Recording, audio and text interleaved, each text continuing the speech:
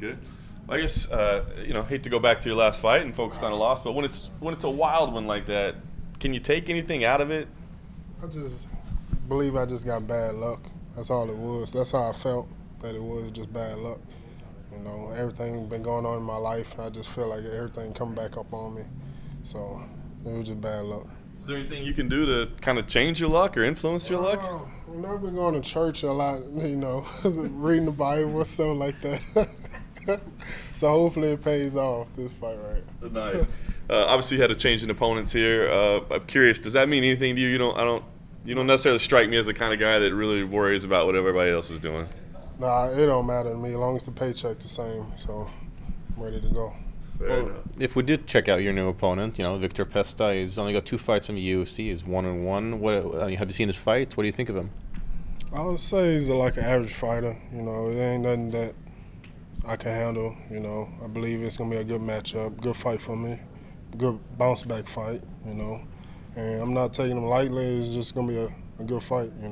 It's pretty hard to get a win in the UFC. I learned that over the years, so I'm ready for it.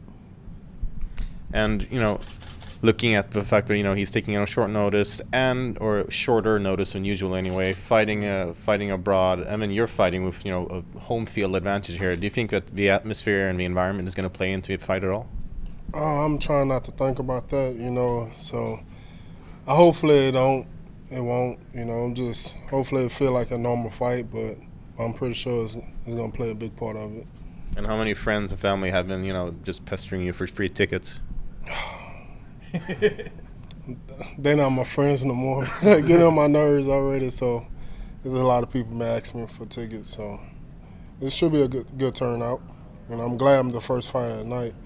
Get it over with. Because the longer I wait, my nerves get the best of me, and the energy, everything just drain out of my body by the time I get ready to fight. So I'm glad I'm the first fight of the night.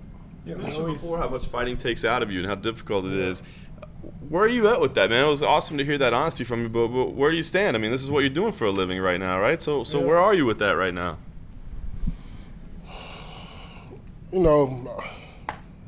Coming from where I came from, the long road, then being in prison, for 3.5 years, then fighting on the biggest stage of my life, it's overwhelming, like unbelievable.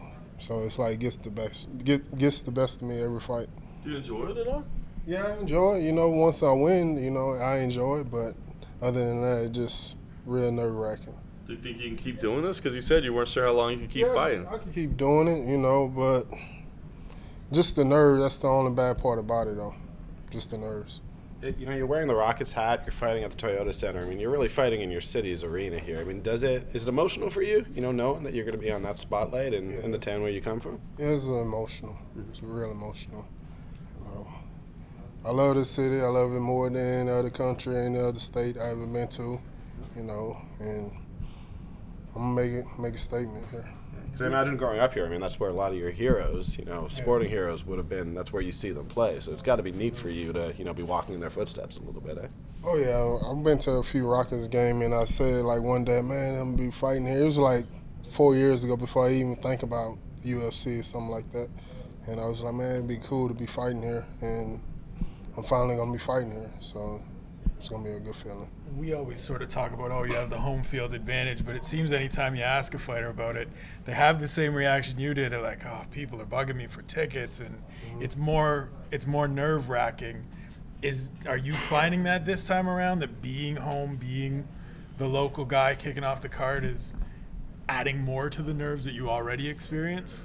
No, I've been probably kind of rude to a lot of my friends, so I've been trying to keep that, try not to think about it, right. Just keep my focus on Pesta.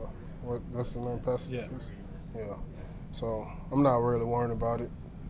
Well, sizing him up, what would you say is the key to victory? Because he seems like a very kind of all-round fighter. Where would you say is the best area to exploit? I believe I could stop his shot and ground and pound him out in the first round. That's what I see. Yeah. What's most important for you? I mean, like a lot of people really like your potential, the power. You know, you're kind of a fan favorite, but I know you got to win too. So, what's important, to go in and just put on a show, win or lose, or that you got to get a win so you can keep that job, or just feel good about yourself? What's most important? Got to get the win, any means necessary. You know, no matter what it is, if it's by decision, where I don't see, by submission or something like that, or by a crazy knockout, you got to get the job done. That's all. Could you lay and pray on a guy if you felt like it was working for you? Could you just like ride the position out and wait for the bell? I like exciting fights, and I know my fans like exciting fights, so most of the time I get myself in bad position just because I want to be explosive, want to be exciting. Just for myself, also for the fans too, just, I don't know. So we just have to see. So.